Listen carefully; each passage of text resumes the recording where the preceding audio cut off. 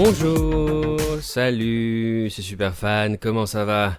Bienvenue sur Fan Rendez-vous, nous sommes le lundi 3 juin 2019 et c'est Num Rendez-vous, l'émission de la révolution numérique et de la transformation digitale qui couvre toute l'actualité des géants du web et de la tech, désormais en quotidienne du mardi au samedi, sur ma chaîne YouTube et également sur toutes les plateformes de podcast. Alors exceptionnellement je la fais le lundi, mais à partir de la semaine prochaine ce sera du mardi au samedi. On commence avec la news du jour, Marvel.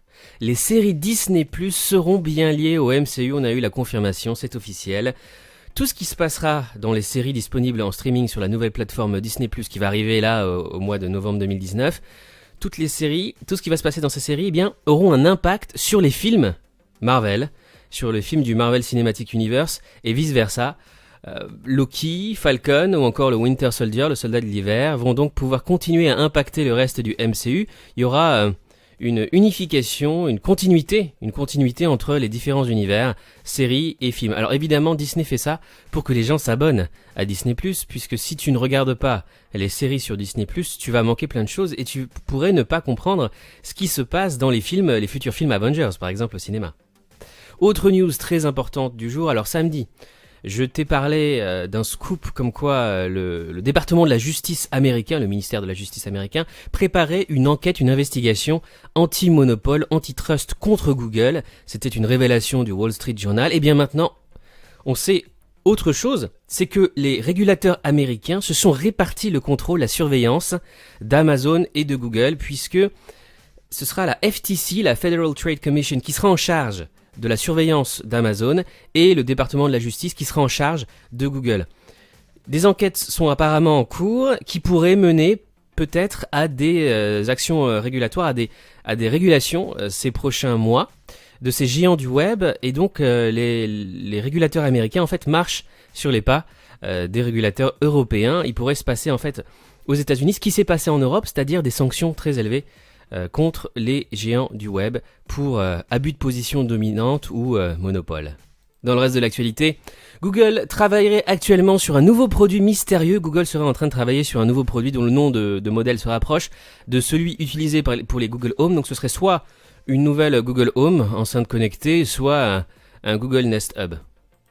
WWDC 2019 d'Apple, c'est la conférence de développeurs d'Apple qui a lieu aujourd'hui, qui commence aujourd'hui jusqu'à vendredi. Clap de fin pour iTunes, donc je t'ai parlé ces derniers jours des rumeurs sur la fermeture d'iTunes. Eh bien, c'est presque confirmé en fait, puisque Apple a supprimé tous ses posts sur les réseaux sociaux, sur Facebook et Instagram. Ils ont supprimé tous leurs posts, toutes leurs photos, toutes leurs vidéos, et désormais leurs comptes iTunes sont vides. Donc tu peux dire au revoir à iTunes, je pense. Ce sera annoncé probablement au cours de cette semaine, cette conférence développeurs d'Apple.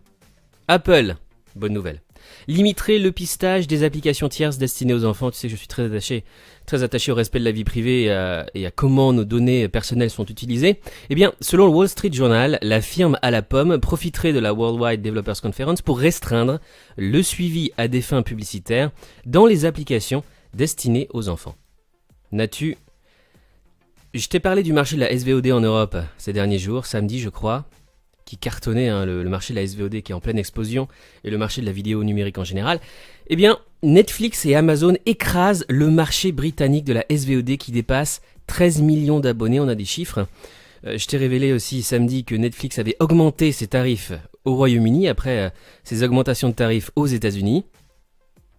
Ça n'empêche pas Netflix d'être numéro 1 au Royaume-Uni avec près de 10 millions d'abonnés. En fait, ils ont dépassé les 10 millions d'abonnés, puisque fin mars 2019, Netflix aura 11,5 millions d'abonnés au Royaume-Uni.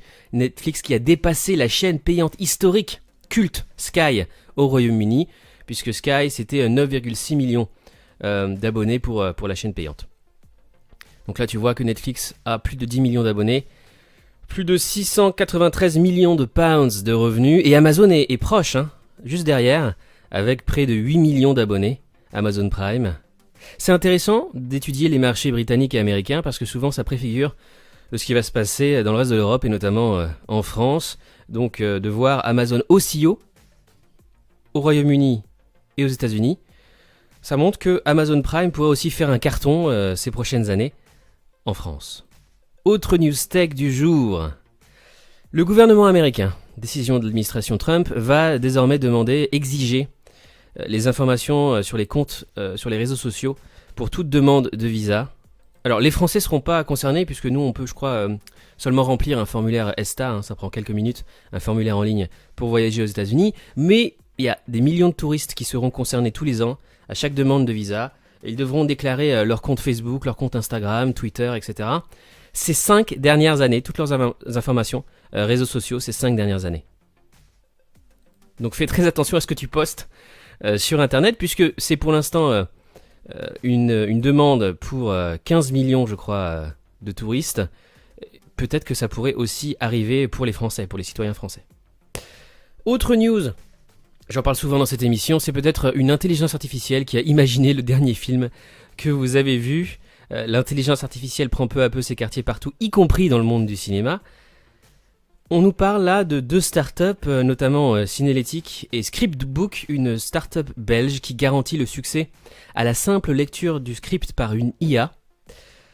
L'intelligence artificielle semble avoir des statistiques à fournir pour prouver l'efficacité de son système, puisque la rentabilité d'un film aurait été prévue avec 86% d'exactitude par cette start-up belge. Alors aujourd'hui, les IA arrivent à prédire le succès d'un film en lisant le scénario. Ça permet aux studios hollywoodiens d'investir ou non dans un film, de le produire ou pas. Et dans quelques années, ce seront des IA qui vont rédiger des scénarios de films et réaliser aussi des films. Donc on est vraiment qu'au début. Intelligence artificielle. Les entreprises asiatiques prennent l'avantage, retail en tête, et c'est évidemment l'Asie qui est championne de l'IA, et la Chine en particulier. Spotify veut vous permettre d'écouter de la musique avec vos amis. La prochaine grande fonctionnalité de Spotify pourrait vous permettre à vous et à vos amis d'écouter de la musique ensemble. C'est plutôt cool ça. D'ailleurs, tous les articles mentionnés dans cette vidéo sont évidemment, comme d'habitude, dans la description de cette vidéo sur YouTube, et avec tous les liens directs, à la fois dans la description et dans les commentaires sur YouTube. Chine maintenant.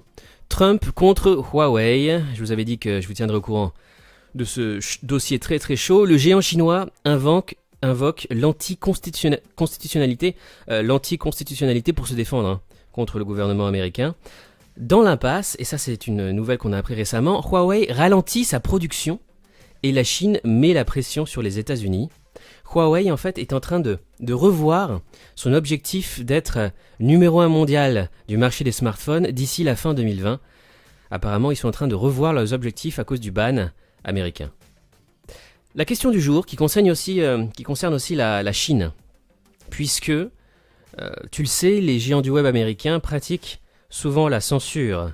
En Chine, et bien là, il y a une histoire qui s'est passée avec Twitter, puisque Twitter a suspendu un très grand nombre de comptes en langue chinoise. Donc, en fait, ce sont des comptes chinois qui sont localisés en Chine, mais aussi en dehors de Chine, notamment aux États-Unis, à l'occasion de l'anniversaire de Tiananmen, puisque demain, le 4 juin, on fêtera les 30 ans de Tiananmen, qui s'est terminé le 4 juin 89.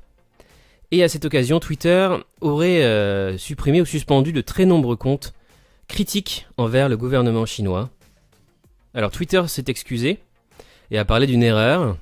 Apparemment, Twitter voulait supprimer des bots du CCP, du Parti communiste chinois, et en fait, ils ont supprimé des milliers et des milliers de comptes chinois critiques envers le gouvernement chinois. Alors est-ce que c'est de la censure à l'occasion de Tiananmen ?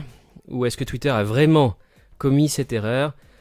Je te laisse lire cet article et ce sera à toi d'en juger. En tout cas, pour Marco Rubio, le sénateur de Floride républicain, Twitter est devenu un censeur du gouvernement chinois. À toi de me dire ce que tu en penses dans les commentaires, ça m'intéresse. C'est tout pour aujourd'hui. On se retrouve demain pour la nouvelle quotidienne Num Rendez-vous. D'ici là, tu peux me suivre sur les réseaux sociaux. J'ai 2 comptes. Sur Twitter, NumRDV, mon compte en français, et TechRDV, mon compte en anglais. Je te souhaite une très très belle journée. À demain.